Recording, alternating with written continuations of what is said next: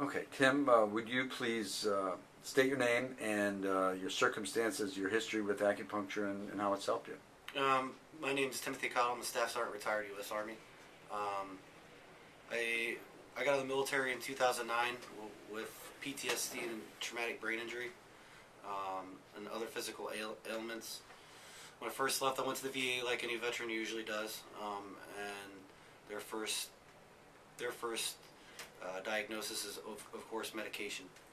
And they pumped me full of about 10 different medications at one time, 6 of them being narcotics, one which was methadone.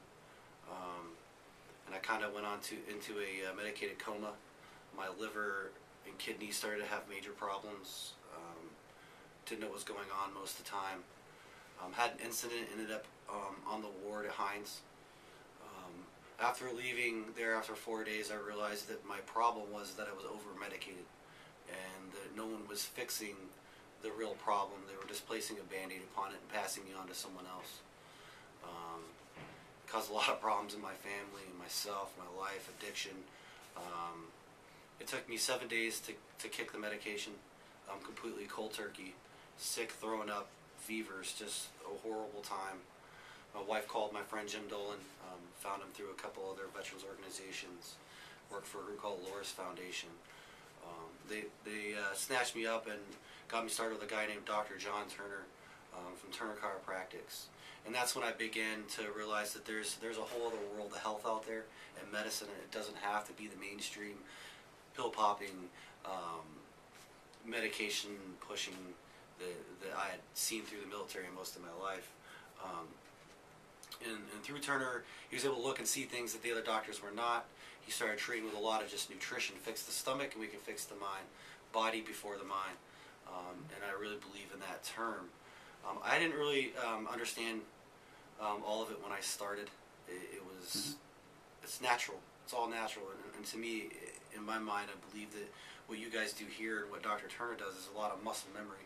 Just getting the brain to remember how to run correct, get the other body functions moving and not being stuck. Well, how's that helped you since you started acupuncture, and what's changed? Well, acupuncture, a lot of my PTSD was blocked emotion.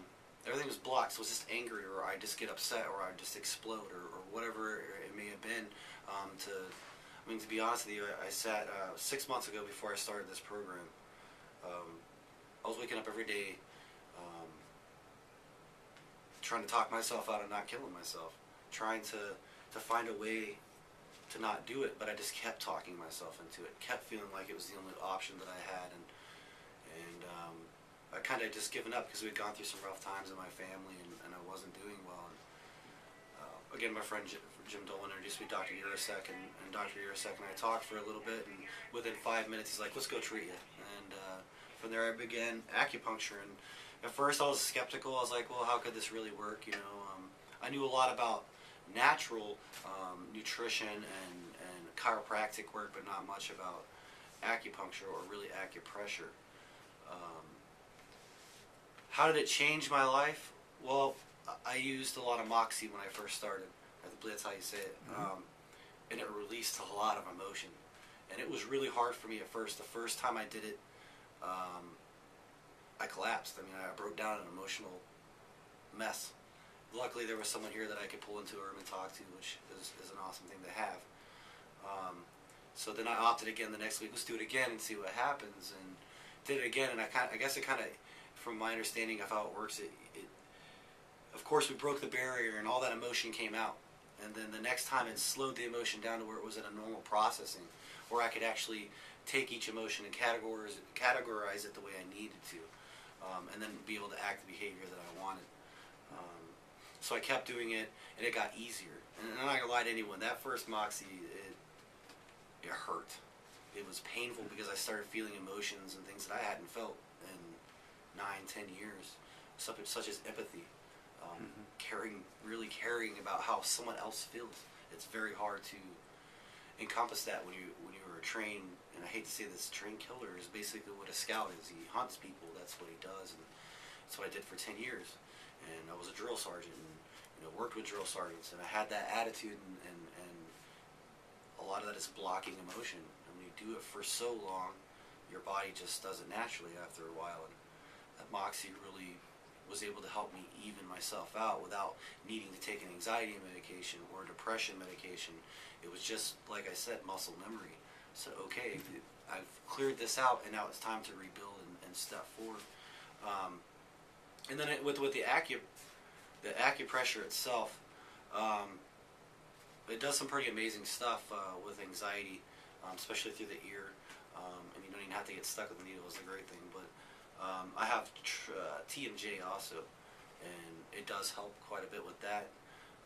It helps with a lot of the physical elements that are going on. If I have a cough, I can talk to Dr. Urisek and well, let's hit this, and it usually will help. I mean, I haven't had a time where I've used the acupuncture for a certain reason or pain or emotional crisis at the time, and it didn't do something.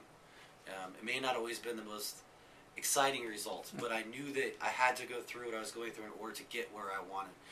And like anything in life, it's going to be a challenge. It's not going to be handed to you, and it's not going to be a wrapped gift that you're just going to open. Anything that has to do with PTSD, the mind, traumatic brain injury, it's work. And it'll be the work for the rest of my life. It's being a combat soldier is a cross that I have to bear on my own, and I have to carry myself. And the only people I really share that with is my brothers. And those are the people that I share it with. And I'll say anything, if anything in this interview, that if I could, I would line them up outside. And I would say, go inside, take a couple weeks, and really let it, try to let it help you.